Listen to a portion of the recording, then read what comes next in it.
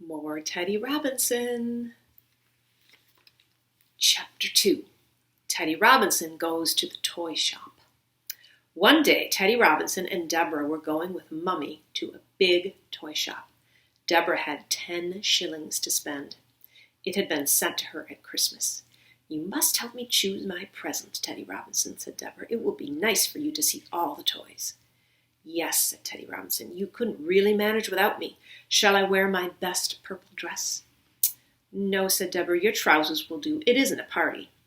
When they got to the toy shop, there were so many things to look at that Deborah just couldn't make up her mind. Teddy Robinson got quite tired of being pushed up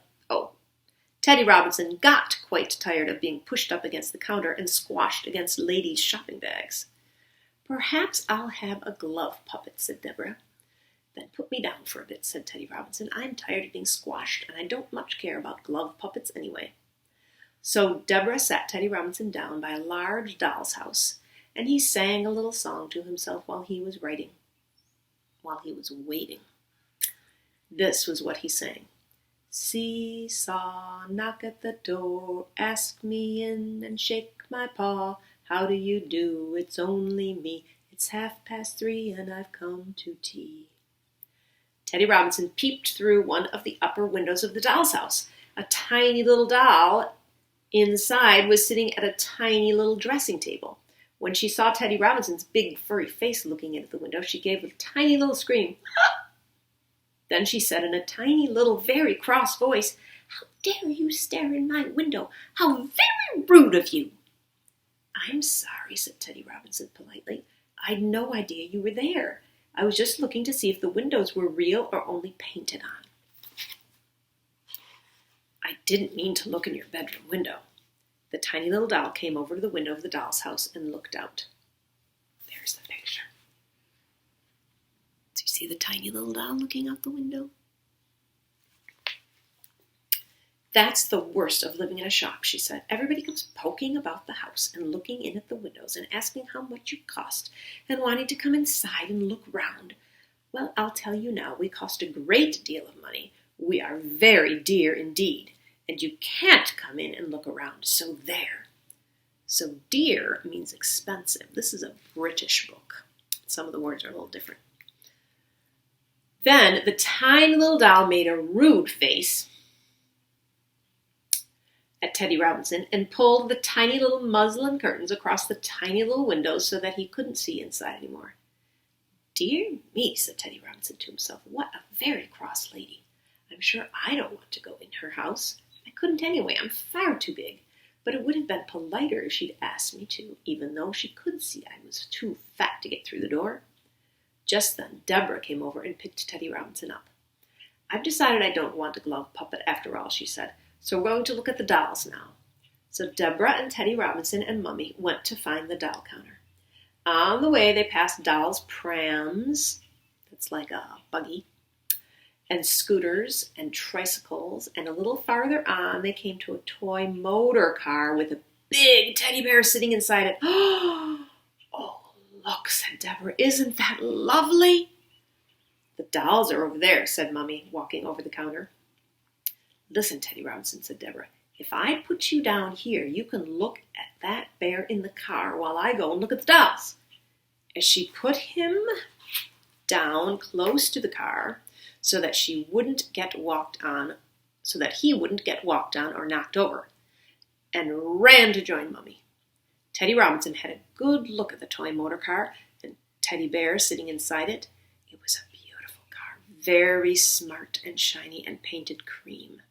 And the teddy bear inside it was very smart and shiny too.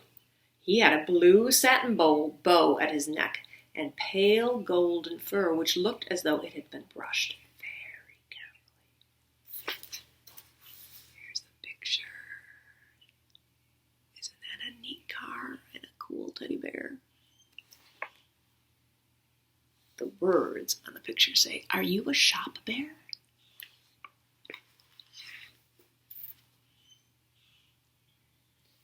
Teddy Robinson was surprised that he didn't seem at all excited to be sitting in such a beautiful car. He looked bored and was leaning back against the driving seat as if he couldn't even be bothered to sit up straight. "Good afternoon," said Teddy Robinson. "I hope you don't mind me looking at your car." "Not at all, actually," said the bear in the car. "Are you a shop bear?" asked Teddy Robinson. "Yes, actually I am," said the bear. "You've got a very fine car," said Teddy Robinson. "Are you going anywhere special in it?" "No, actually I'm not at the moment," said the shop bear.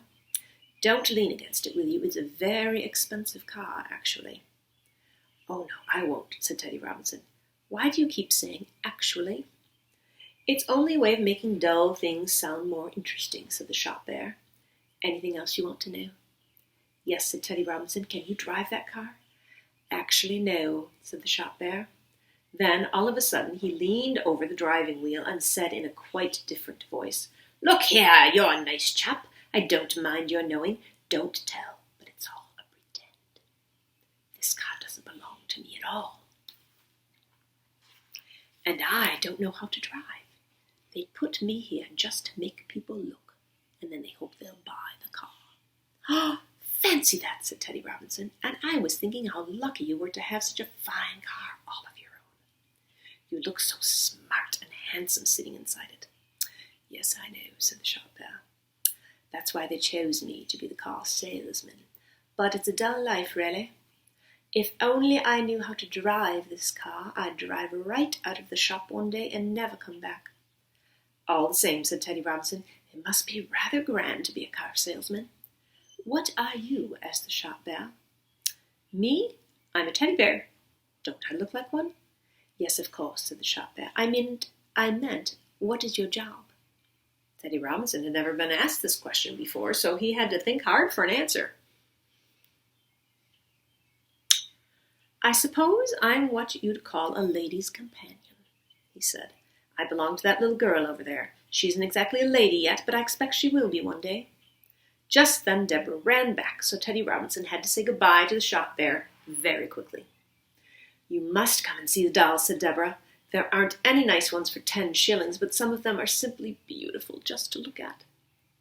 She carried Teddy Robinson over to where Mummy was looking at a very large doll dressed as a bride. "Now just look at that one," said Deborah. "She's quite 3 times as big as you are, Teddy Robinson. And she can walk and talk, and you can curl her hair. And the shop lady," said the shop lady who was standing by. "She really is beautiful," said Mummy, looking at the price ticket, "but we couldn't possibly buy her." "Is she very dear, Mummy?" asked Deborah. "Yes," said Mummy, "very dear indeed. She is 5 pounds. "Dearer than me?" said Teddy Robinson. "Oh, yes," said Deborah, "a lot dearer than you. She costs 5 whole pounds." "Well," said Teddy Robinson, "if she costs 5 pounds, I bet I cost 100 pounds. Ask Mummy." "Mummy," said Deborah, "how much did Teddy Robinson cost when he was new?" About 29 and 11, I think," said Mummy. "Not as much as that doll?" said Deborah. "Oh, no," said Mummy. "That doll is much dearer." "Fancy that," said Teddy Robinson to himself. He felt half surprised and half cross to think he wasn't quite the dearest person in the world. "I don't think it's much use our looking at dolls any more," said Mummy. "They're all so dear." "Yes," said Deborah, "and I've just thought what I really would like to buy. Couldn't I have one of those dolls that are really hot water bottles?" "Why, yes," said Mummy. "What a good idea." So they all went along to the chemist's department, and there they saw 3 different kinds of hot water bottle dolls. There was a hot water bottle clown, and a hot water bottle Red Riding Hood, and a hot water bottle dog, bright blue with a pink bow. Deborah picked up the blue dog. "That's the one I want," she said. "Look, Teddy Robinson, do you like him?" "Isn't he rather flat?" said Teddy Robinson. "Yes, but he won't be when he's filled," said Deborah. "He's a dear, isn't he, Mummy?" "Yes," said Mummy, "he really is." "Everybody in this shop seems to be dear except me," said Teddy Robinson to himself, and he felt grumpy and sad. But nobody noticed him because they were too busy looking at the blue dog and paying for him and watching him being put into a brown paper bag. All the way home, Teddy Robinson went on feeling grumpy and sad. He thought about the doll dressed as a bride, who was 3 times as big as he was. It isn't fair, he said to himself. She didn't have to be 3 times as dear as me. She didn't have to be 3 times as dear as me as well.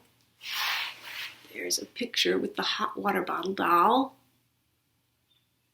And it says, "Isn't he rather flat?"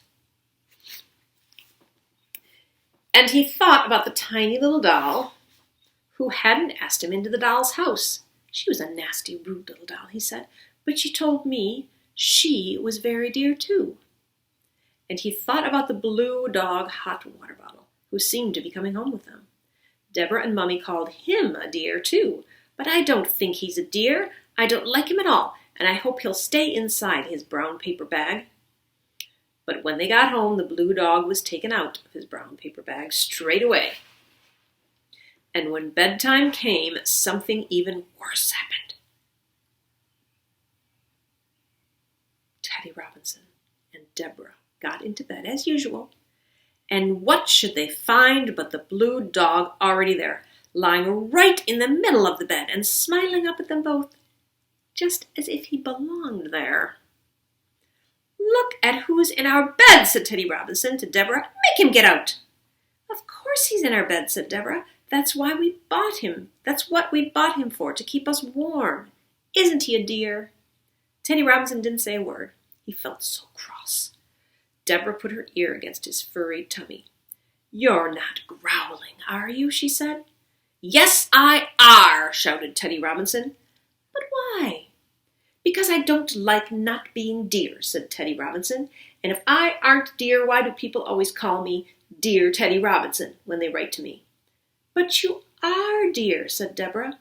"No, I aren't," said Teddy Robinson. "And now I don't even feel dear anymore. I just feel growly and grunty." And he told her all about what he had been thinking ever since they left the toy shop. Look how grumpy Teddy Robinson looks. And there's that flat water bottle. "Look at who's in our bed," it says. "But those are only dolls," said Deborah, "and this is only a hot water bottle. You are my very dear Teddy Robinson, and you're quite the dearest person in the whole world to me, not counting Daddy and Mummy and grown-ups, I mean." Teddy Robinson began to feel much better. "Push the blue dog down by your feet, then," he said. "There isn't room for him up here." So Deborah pushed the blue dog down, and Teddy Robinson cuddled beside her and thought how lucky he was not to be just a doll or a hot water bottle. Soon the blue dog made the bed so warm and cozy that Deborah fell asleep, and Teddy Robinson began to get drowsy. He said, dear me," to himself over and over again. And after a while he began to feel as if he loved everybody in the whole world. And soon his dear me's turned into a sleepy little song, which went like this. Dear me,